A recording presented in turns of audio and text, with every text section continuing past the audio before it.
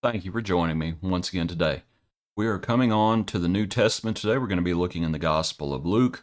We're going to be looking at John the Baptist's parents today, Zacharias, Elizabeth. We're going to look at that account. Today's hymn, an old hymn, God holds the future in his hands. Dread not the things that are ahead, the burdens great, the sinking sands, the thorns that o'er the path are spread. God holds the future in his hands. God holds the future in his hands, his blessed hands, and every heart he understands, On him depend, he is your friend, he holds the future in his hands. Appreciate it, Lee. Luke chapter 1, verse 1. Inasmuch as many have taken in hand to set in order a narrative of those things which have been fulfilled among us. Luke was going to do the same. And Luke's account includes many details, several details that are not found in the parallel accounts, especially concerning what we are looking at. You know how John 1 begins. In the beginning was the Word, and the Word was God, the Word was with God. Mark cuts right to the chase. Matthew includes a little more at the beginning. Luke has a good bit of detail. So, I thought we might just begin by skimming the chapter. Basically, the birth of John the Baptist is foretold. The days of Herod, the king of Judea, giving a timestamp. A certain priest named Zacharias of the division of Abijah. His wife was of the daughters of Aaron. Her name was Elizabeth. They were both righteous before God, walking in all the commandments and ordinances of the Lord, and they were blameless. As this was happening, as he was serving as priest, an angel of the Lord appeared to him. And we know what the angel is going to say. Elizabeth will bear you a son. You shall call his name John. He'll have joy and gladness, and many will rejoice at his birth. He will be great in the sight of the Lord. Talks about the sort of lifestyle he's going to have. He's the messenger to turn the hearts of the fathers to the children. Referenced that yesterday or the day before. Zacharias said to the angel, How shall I know this? For I am an old man, and my wife is well advanced in years. And the angel answered and said to him, I am Gabriel, who stands in the presence of God, and was sent to speak to you and to bring you these glad tidings. But behold, you will be mute and not able to speak until the day these things take place, because you did not believe my words, which will be fulfilled in their own time. And Zacharias is going to be mute for 9 months. 9 months.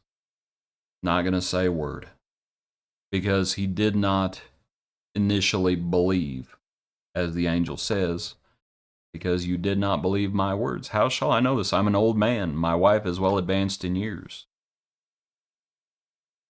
Well, Abraham and Sarah were old, and God holds the future in his hands. And so the announcement is made, and we know what's coming. But for Zacharias, he's going to be quiet for a while. As this was happening, to look back in our passage,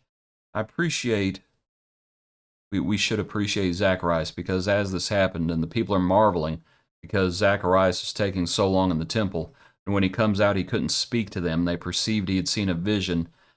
He beckoned to them and remained speechless. So it was, as soon as the days of his service were completed, that he departed to his own house. I appreciate he did his duty.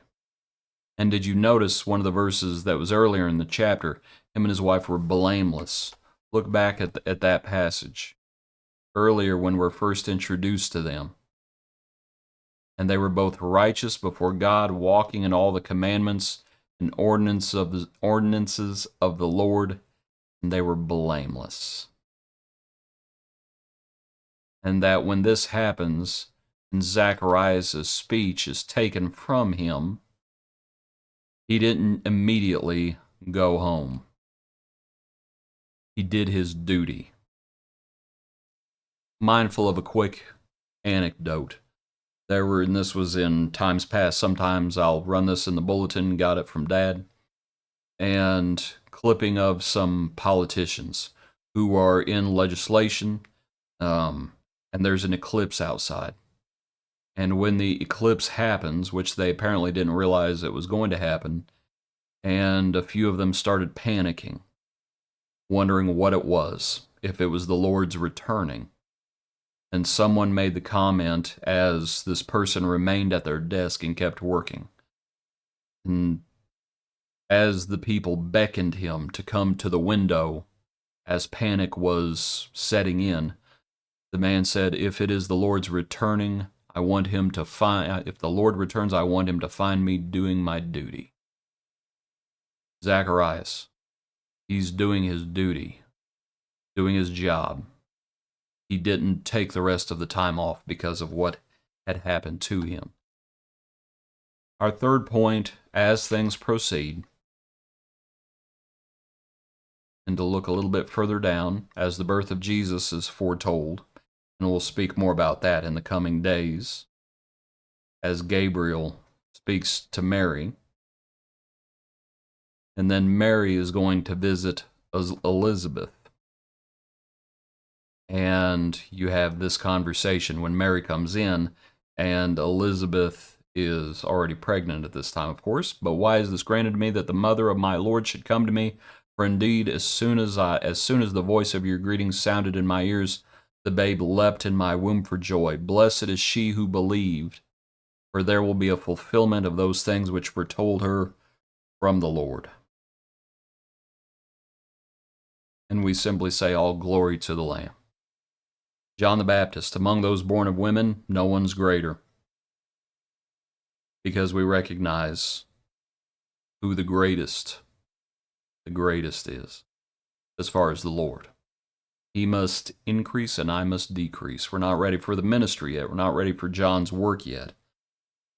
But the Lord, as we think about Mary coming in, and we think about the Virgin giving birth. And our hymn, put it back up on the screen, God holds the future in his hands. Dread not the things that are ahead, the burdens great, the sinking sands, the thorns that o'er the path are spread. God holds the future in his hands. We know, verse 2, we know not what tomorrow hides, of sun or storm, of good or ill. We only know his dear hand guides, and he will bear our Father still. His hand created earth and sky, the zephyrs and the storms that rage, and years to come and years gone by to him are but an open page. Live close to him and trust his love, assured that while on earth we roam, whate'er may come, he bends above to guide his children safely home. Do you really think Zacharias or Elizabeth, do you really think they knew what was coming? How anxious they must have been. And that great things are ahead, because the time of the Messiah is approaching. The greatest of things are ahead. But we also know what's coming. And Zacharias and Elizabeth are both old this time. So I don't know if they ever saw what happened to John the Baptist. I don't know. Because John the Baptist is not long for the world. Jesus starts the ministry at 30. John's 6 months older. 6 months or 3 months, can't remember which. We'll read it in the coming days, actually. And John's dead at that age, 30. Few months, as it was, separating him and Jesus. But nonetheless, we think of the hymn, God holds the future in his hands. And wonderful things are afoot. But we know what John's work is going to be. And so his mother and father, as these things begin, and the time has come, and Jesus was the one born in the fullness of time. Well, what a part of that fullness of time is the messenger. You have to have John the Baptist first, the one who's going to come in the power of Elijah. God holds the future in his hands.